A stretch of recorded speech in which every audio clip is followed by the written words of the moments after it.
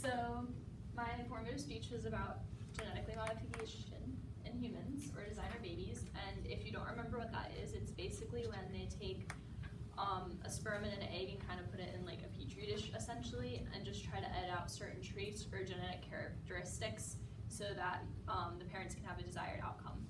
So it's pretty new in science and the medical field, and because of that, doctors are questioning whether this is an ethical procedure or not. And I am here to tell you today that it is ethical, and I believe that it's fine to genetically modify a human. So the first reason it's okay to genetically modify a human is because you can choose your child's gender. Now to some of you, that might not seem important, but if you had 13 kids who are all boys, like this family, you might want a girl. So I'm going to show you a video of the news report about that.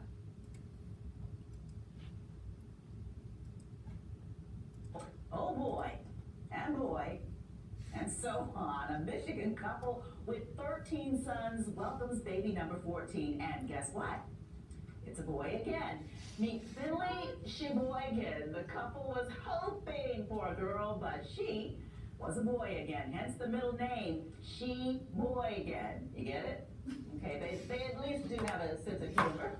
Kateri and Jay, they were high school sweethearts. They say they always wanted a big family, so is this it?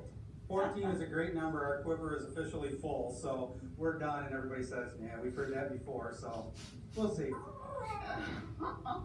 The couple says producers did approach them about doing a reality TV show, but they just want to live a normal life. By the way, an expert says the odds of having 14 boys in a row is 1 in 16,384. Oh, pretty good. Yeah, you know. Okay, so Never stop chasing the just storm. going into a different video. Okay, so that's not the right one. There it is. Okay. That's fine. So if you had 13 kids and you were expecting number 14, wouldn't you want to have a say if, you know, if you had all boys already, if it was a girl? I'm sure that couple would want to say, and they could have if they genetically modified the child. Okay, so the next reason I have here is that genetic modification can be used to edit genes so it can have certain physical features. So think right now, imagine that you just won the lottery and you want to buy a car. A car is a pretty big investment, right? You get to choose the color of your car, the model of your car, and the size of your car. Are you getting a big truck, or are you getting a small SUV or like a sedan? What kind of car are you getting? Is it red? Is it blue? Is it white? Is it black? No, so these are all the things you get to pick. You get to pick the model of the car, the make. So just like that, maybe you want to pick your child's height. Are you really tall in school? Did you get picked on for being really short or really tall? Well, now your child's not going to get picked on because you carry it on its genes. You can make it an average height if you want, or really tall, so she or he can play basketball. You can choose the facial features it has, the hair color.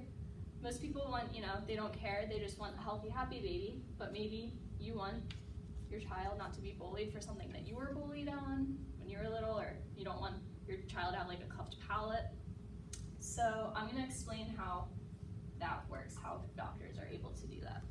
So here we see this is someone with brown eyes, and this is a Punnett square diagram, so it shows the available outcomes for a child.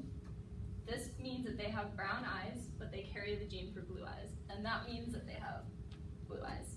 So because this gene is recessive, that means that the dominant gene takes over and it kind of takes power of it.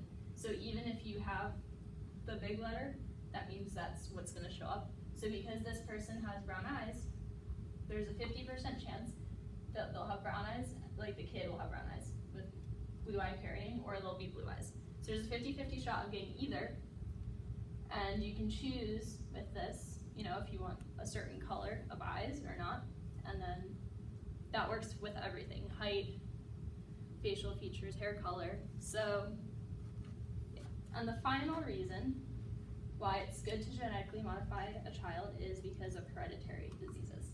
So this first diagram shows the outcomes of someone with the BRCA mutation, which is just the gene that is like makes people more susceptible to having breast cancer. So if you have the BRCA gene mutation and you have a kid with someone who doesn't have it, you have a 50-50 shot of the kids having the mutation or not having the mutation.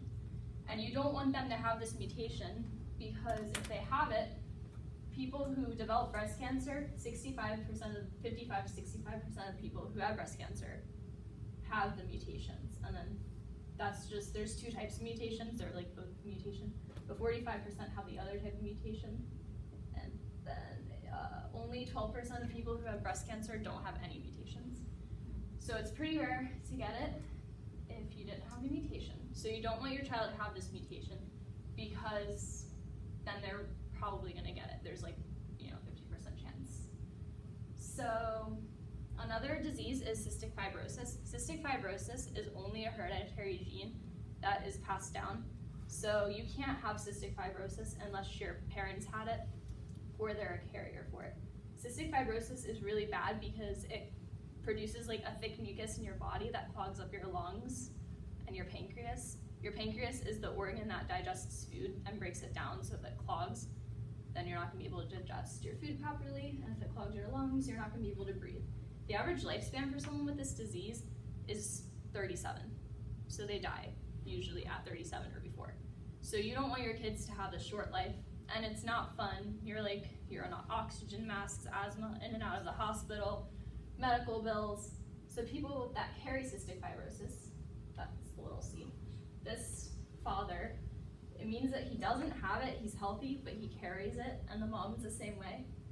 So they can either produce this offspring, which they don't carry it and they don't have it, or they have a 50% chance of carrying offspring that carry the gene and a 25% chance of having a kid that has the disease.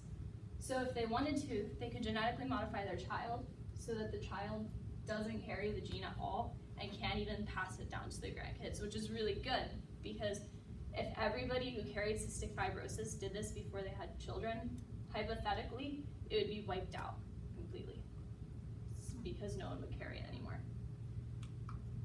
And that's it. So that's why I agree with genetic modification of humans.